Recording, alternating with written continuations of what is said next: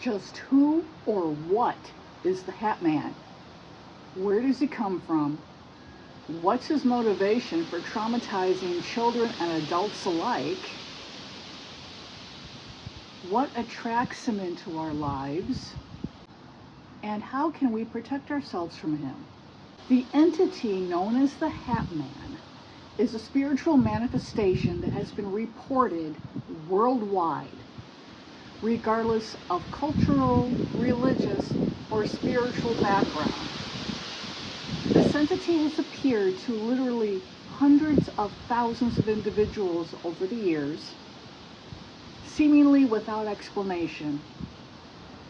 He has malicious intent.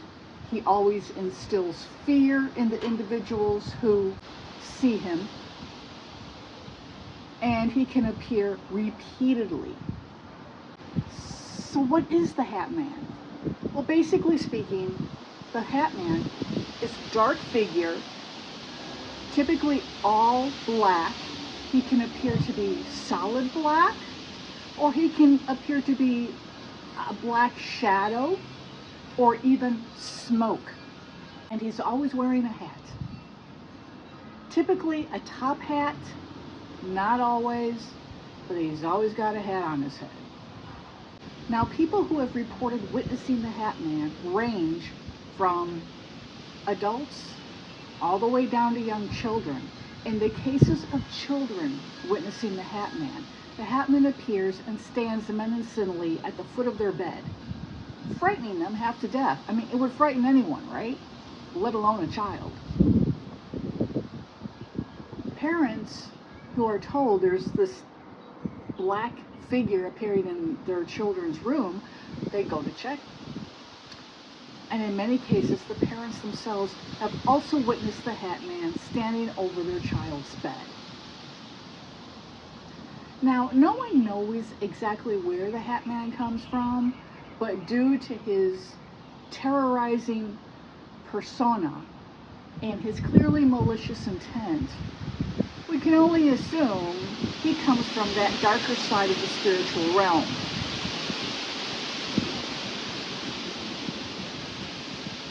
You know, there was no wind when I started this video. No wind at all. And now that I'm discussing the Hat Man, it just picks up. Okay. So due to the terror that the Hat Man instills in children and adults alike, we can only assume he's negative. Why he shows up? Well, why do negative entities bother anyone in the first place? Now, if you go back to Catholic doctrine, the Catholics believe in order for dark spirits, entities, demons to bother the living, they have to, on some level, have received permission from God to do so. I know, it sounds crazy. God's saying, okay, demons, you can go bother this person now and make their life a living hell. But that's what the Catholics believe. Now, from a metaphysical standpoint, which is how I look at it, since I am a spiritual practitioner, I believe negative entities enter a person's life when you allow them to do so. And you allow them to do so when, we use tools of which we are either unfamiliar, we're treating them like a game, or we use them improperly. Tools such as the Ouija board. How many of you have been at a party and someone pulls out a Ouija board, and most of the people participating with the Ouija board are drunk? How many? Show me a sign of hands in the comments below. I want to know. I'm sure if it hasn't happened to you directly, it's happened to a family member or a friend of yours that you know about. This happens. It happens often. And actually, one of my clients from a number of years ago was at a party at which everyone was drunk. Someone pulls out a Ouija board. They start playing with it. They do not do the proper protection beforehand or the closing ceremony afterward. The Ouija board's a portal. Anytime you use it, you open a portal. Things come through a portal.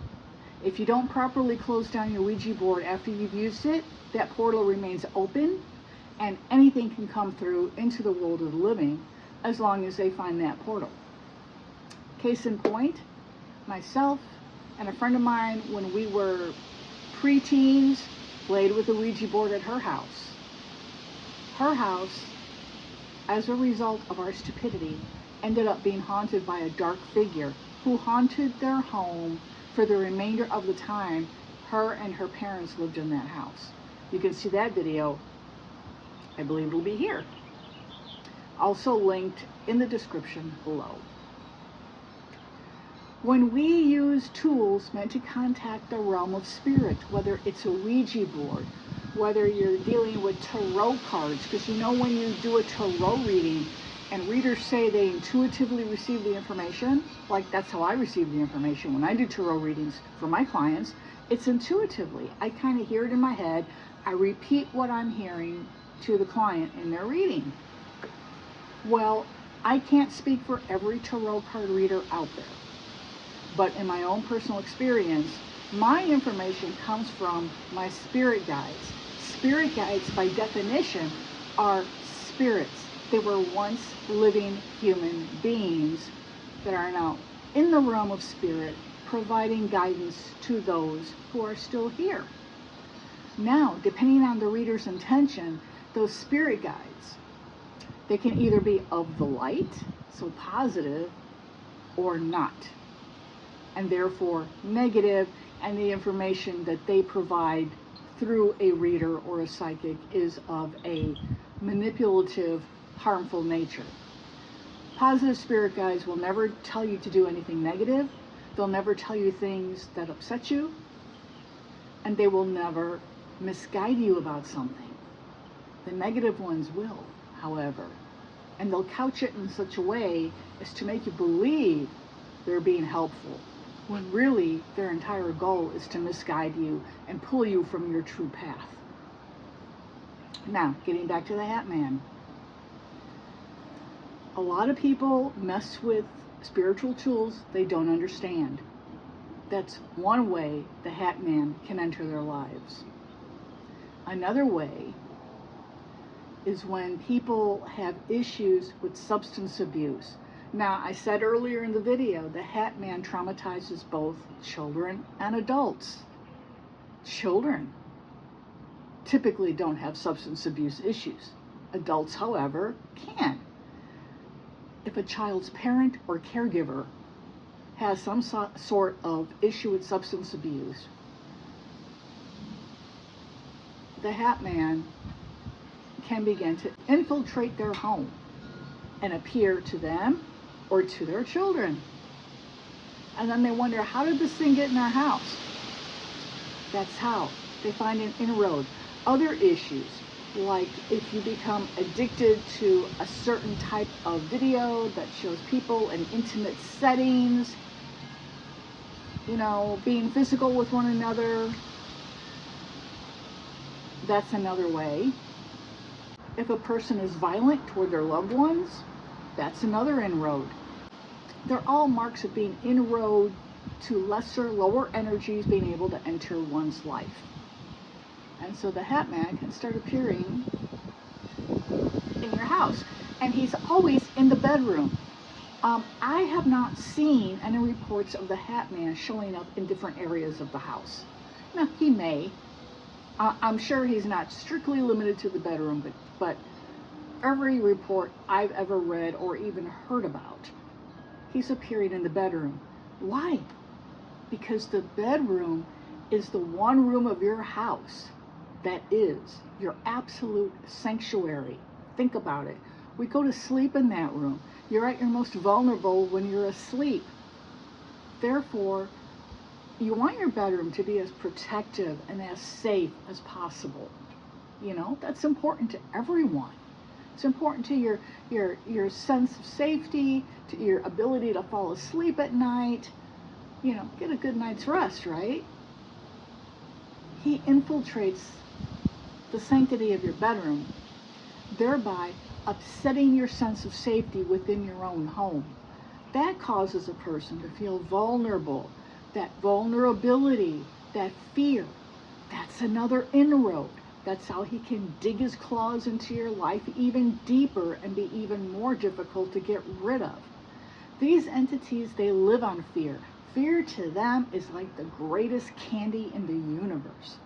Think of your favorite candy. Think if you had a box of it. And just think of calories and digestive issues being zero issue for you. Wouldn't you gorge yourself on that box?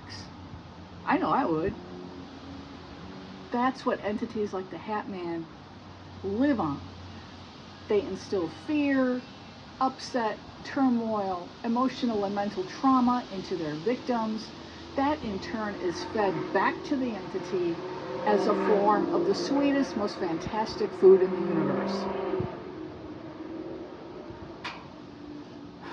So that's how he appears. And now, how to protect yourselves. First of all, when using tools to contact the realm of spirit, be sure you are fully informed of the proper and correct and safe use of those tools. Whenever you open yourself up with any tool of divination, the first thing you have to do before you even so much as shuffle the cards or pull the Ouija board out of its box, pray for protection. Pray to your higher power, whomever that is, to protect you, your loved ones, your home, and the perimeter of your entire property. Be sure to include the perimeter of your property. We have an issue in our neighborhood here of a dark entity. He lives down the block. Well, I shouldn't say lives. He dwells down the block from us. And I've seen him on walks in the evening. My dog will not go on that part of the block once the sun goes down for her nightly walk. We've got to go in the opposite direction. These things are everywhere, but there's ways to keep them out. Number one, like I said, if you're going to use tools of the metaphysical trade, be sure you know the proper way to use them. Always invoke protection first from your higher power, your angels, and your own spirit guides. And they will be there for you, whether you feel them or sense them or not. They are there. I'm sorry, the camera is bouncing around. I have it set up here in front of me, and the wind is just starting to blow it everywhere. And again, there was no wind when I started this video about the Hat Man and other evil entities. So you got to be careful what you talk about. I'm telling you. Word to the wise here. So, another simple method to protect yourselves, put a small bag of sea salt. If you can't find sea salt, then just use regular rock salt or table salt. Put one at your front door, one at your back door. If there's another entry point to your home you commonly use, like a sliding glass door from your backyard, for instance, or a garage door, a little bag of salt needs to go outside that door as well. Salt creates a protective perimeter, a barrier against negative energy. Okay, that's number one. And you set it there with intention. Just don't throw it on the ground and be like, okay, there's the bag of salt and I said to use. I'm going to go off and I'll live my life. No. You hold it in your hands. Pray to your higher power, whomever that is, and ask them to bless that salt for protection of your home, your property, and all inhabitants. And further ask them to instill in it the intention to keep out negative energy. Then set the bag down. You do that at each of your main doors. Okay? Another practice you can use is getting clear quartz crystal. It's relatively inexpensive.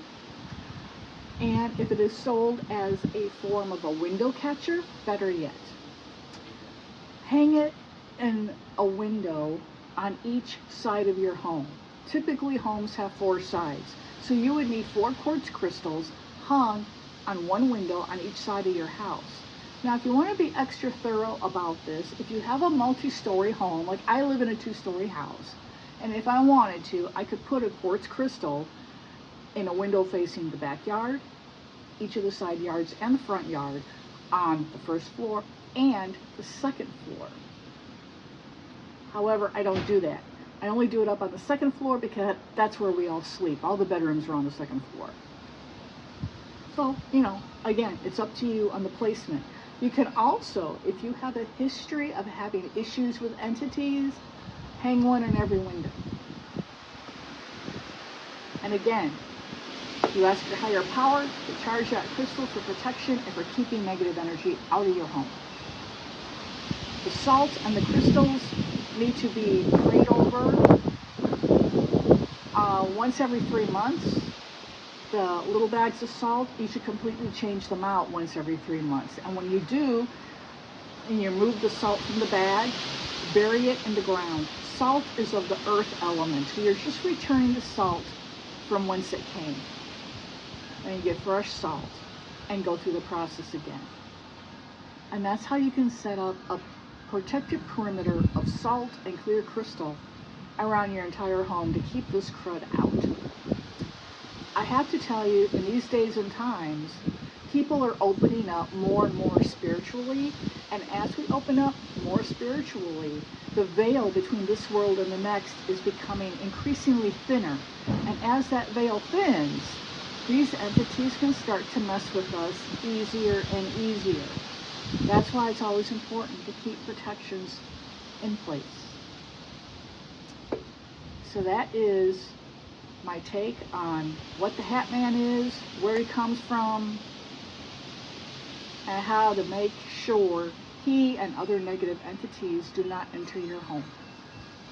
If you've enjoyed this video, I ask that you give it a like, subscribe to my channel if you're not subscribed already, and if you are, thank you so very much for coming back. I appreciate you all so much. And this is Nefer Kefri. I'm wishing you all a very blessed day ahead.